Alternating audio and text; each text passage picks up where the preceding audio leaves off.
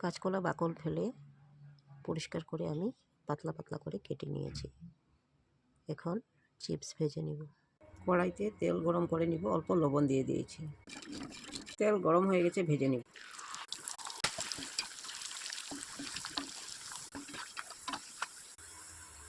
Chips ভাজা হয়ে গেছে, নামিয়ে নিব।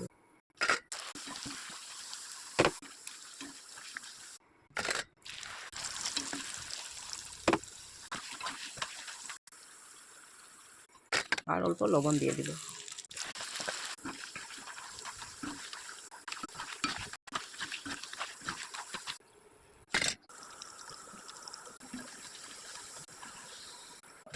কাঁচকলার চিপস আমার সব ভাজা হয়ে গেছে।